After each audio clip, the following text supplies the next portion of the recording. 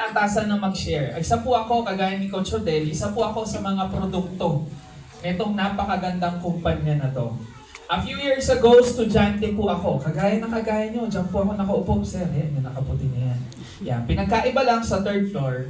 Ako po yung naimbitahan. Ang nag-invite sa akin, airpod ko.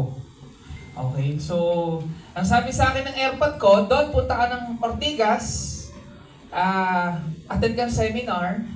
Pag hindi ka umattend, hindi kita bibigyan ng baon bukas. So every Saturday, pinipilit lang ako ng AirPods ko na umattend dito. So sobrang close-minded ako kasi that time, parents ko mahilig na sumali sa ganito. And sabi, yayaman daw. Pero nakikita ko naman, hindi naman kami yaman. So sabi ko, sige, pagbibigyan ko lang to. And fast forward, kaka-attend ko, doon ko na-internalize kung gaano kaganda yung industriya ng network marketing. Lalo na napakaganda ng kumpanya na meron tayo sa Alliance Emotion Global. So yun yung slide ko. Yan po yung tsura ko. Ayan, di ba? Napakagwapo. Mukha nilong Mejia. So, estudyante po ako. Pumupunta ako rito. Uma-attend lang. So sabi, yayaman daw, pero pag nakikita ko yung mga nasa tabi ko, sabi payaman. Pag nakikita ko yung mga tabi ko, sabi ko, payaman, hindi naman akong payaman to. Tingnan mo yung katabi mo, tingnan mo. O, yan ang mga payaman, di ba? O. Kasi that time, hindi pa uso yung mga forma-forma eh. Tapos that time, medyo karamihan sa mga nagne-network yung mga thunders. Alam niyo yung thunders? Oo, tingnan mo yung katabi mo. O, yan ang Gen Z. Feeling Gen Z. So, hindi pa lang ang kabataan. So, sabi ko, it's not my cup of tea. Yuck. Networking. Diba? Konyo tayo dati. Alam mo yung konyo? O konyo rin mayaman. Forma lang. Diba? So, in short, kakaten ko, nagustuhan ko po yung industriya. Okay? So, dito po ako na-develop. Ang mindset ko dati, sabi ko, kaya ako, ang course ko po that time is nursing. So inabutan po ako na trend yung nurse, yung pagna-nurse. So even yung mga doktor nagna-nurse. So ang mindset ko, mag-a-abroad ako. Marami akong kamag-anak na nasa US, marami akong kamag-anak sa ibang bansa. So kaya ako nag-nurse kasi pagka-graduate ko, doon ako lilipad.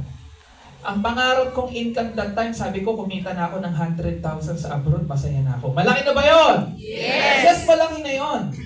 Langit na sa akin yun. But then I realized, sa ganitong kumpanya pala, yung pwede mong kitain sa abroad, pwede mo rin kitain dito. Ang maganda, nasa Pilipinas ka lang, tapos hindi pa ganun kalaki yung lifestyle o yung gastos compare sa abroad. Tama ba? Yes. So from student, diretso po ako dito sa AIM. I've never been employed, never po akong nagtrabaho. This is my first company. Ito yung pinakauna kong kinarir na negosyo. At masasabi ko lang po, ito rin yung pinakatamang desisyon na ginawa ko sa buhay ko. Binaon ko po yung sarili ko sa AIM. Fast forward, ito na po ako. Sa personal na lang po. Kasi hindi po tayo photogenic eh. Totogenic tayo eh.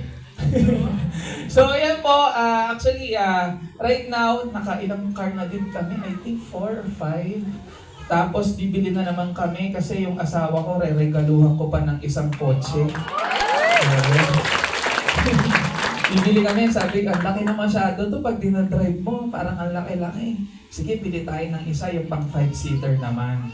Diba? So, ayun po. Dito po ako nag-develop. Ang mindset ko dati, gusto ko lang kumita. Gusto ko mag-mature. Sobrang immature ako nung ako'y nagne-network. So ako'y nagsisimula. Kasi that time, 20 years old ako, estudyante.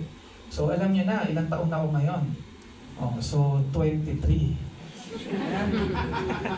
Hindi na ako ngayon, di ba? Mukha ba 23? Yes! Mukha naman tayong Gen Z. So right now, I'm driving one of my dream car nung ako'y bata pa, yung BMW Z4. Na sports car. Bata pa lang po ako, pangarap ko na yan kasi yung lolo ko mahilig kay James Bond. Even yung tatay ko lagi nanonood kay James Bond.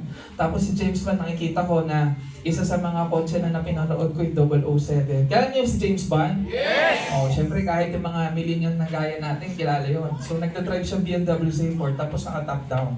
So sabi ko, gusto ko, pag yumaman ako, yan yung bibilin ko. Kaya nung kumita na kahit papano, yan yung binili natin. And imagine niyo ho sa panaginip ko hindi ko akalain na pwedeng ma-achieve yung ganyang car. Kasi isang kotse na ganyan, presyo na ho ng isang house and lot.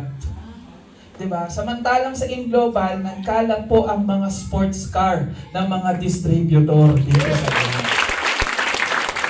Sino rito may pangarap na sports car? Ano mga pangarap mong kotse? Lamborghini. Spell Lamborghini. BMW na lang. Di ba? Mas madali pa. Ferrari. Ferrari. So, because of easy, yung pangarap kong income before, nung ako'y nagsisimula, sabi ko 100,000 pangarap.